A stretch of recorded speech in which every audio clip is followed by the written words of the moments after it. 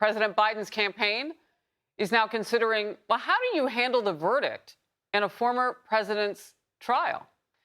And particularly the president's opposition in the election. Biden versus Trump. How do you handle that verdict? Well, Reuters is now reporting the campaign will not change course with Biden. And the president will stay quiet, in fact, even if Trump is found guilty. Now, why do I say that with such inflection? Because since earlier this week, Politico had been reporting that he was going to make a speech after Trump's trial once the verdict is in, with a speech at a White House setting, which they said from the White House would seem above politics, so less about politics. But who thinks that's the case? But now Reuters is reporting that that's not going to happen. We'll cover it. We'll see what happens. A new piece argues that, of course, any remarks Biden would make on the case would be political. The president, in a rally yesterday, went hard after his GOP rival. I'll be damned if I'm going to let Donald Trump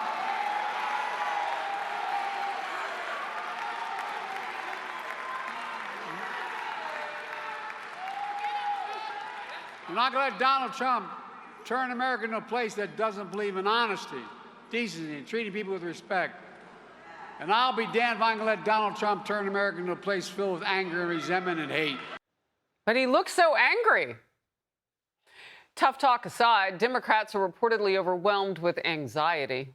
Here's a column arguing rank-and-file Democrats have told pollsters for months they want someone other than Biden. Remember, I call them anybody but Biden's. But now top party strategists have broken out into the open to voice misgivings, even alarm. They know equally, however, that it is surely too late to replace Biden. If Democrats had been in unceasing ferment for the past 2 years, maybe, just maybe, Biden would have bowed out like LBJ did. But he has instead been basking in delusional success, abetted by party aides towing the line. All of that a quote from the Washington Examiner. Ari Fleischer is with me, former White House press secretary and Fox News contributor. That is a very specific and to the point take on this whole thing. Your reaction, Ari? Well, I mean, all of this just points to how deep a problem Joe Biden is in. And Harris, it really reminds me of the 1992 George H.W. Bush campaign, where he had to shore up his base, and he never really got to shore it up. So he began his campaign and ended his campaign appealing to the Christian coalition and traditional right-wing groups that should have been in his camp. Then he never got to the ticket splitters, and Bill Clinton won. Joe Biden's doing the same thing. Have you noticed Joe Biden has to go to black groups, the heart of the Democrat Party, to try to get them back into his column? Hispanic groups, the Democrat base. That is his entire campaign. And it didn't work for George H.W. Bush. It's a sign of how much trouble an incumbent is in when they begin their campaign trying to reassemble the base, put Humpty Dumpty back together again. Reassembling a base that perhaps generationally he may not be in touch with.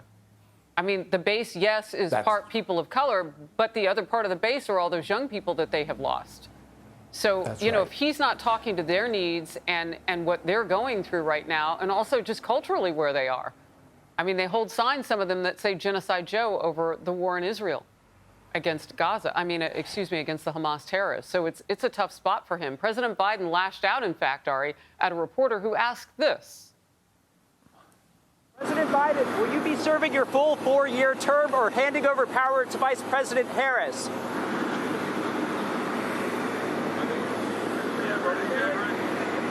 All 4 years or handing over? I can't hear you. Could you approach?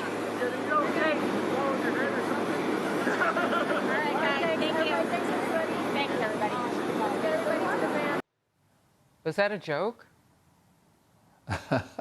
Look, on this one, I kind of can't blame Joe Biden.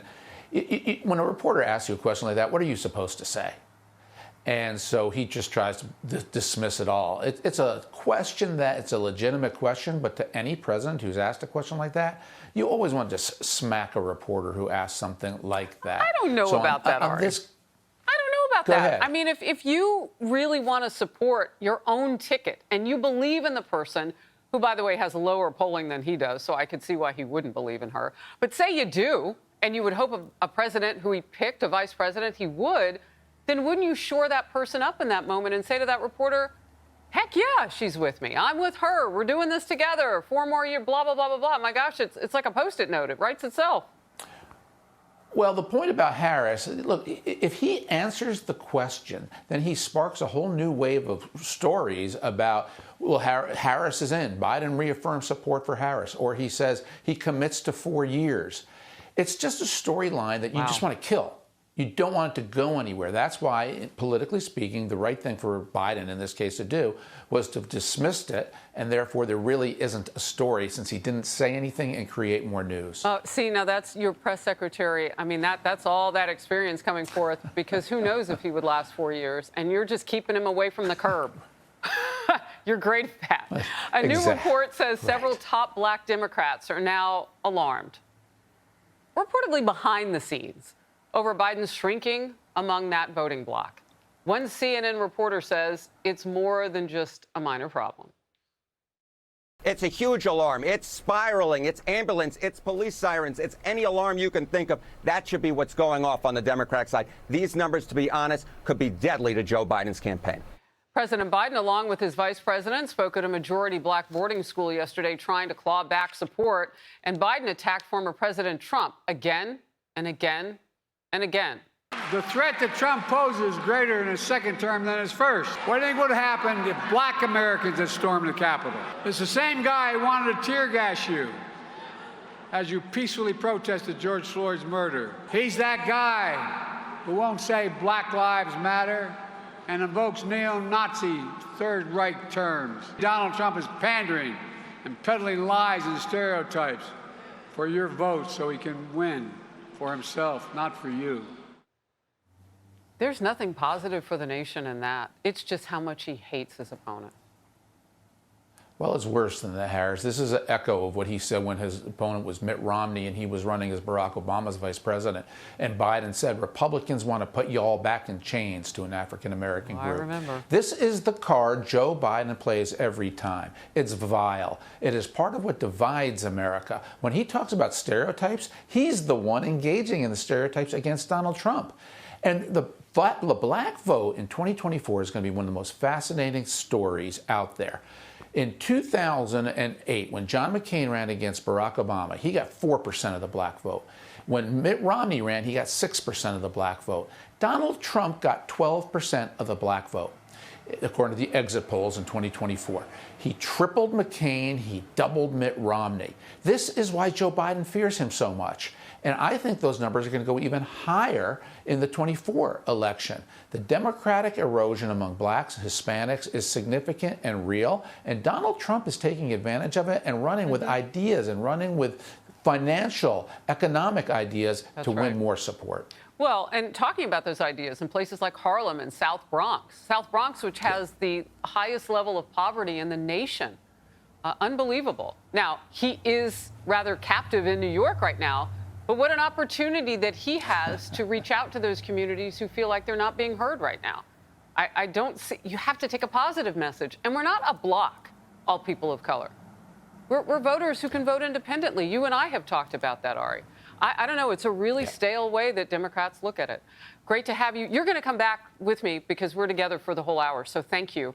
I'm Steve Doocy. I'm Brian Kilmeade. And I'm Ainsley Earhart. And click here to subscribe to the Fox News YouTube page to catch our hottest interviews and most compelling analysis.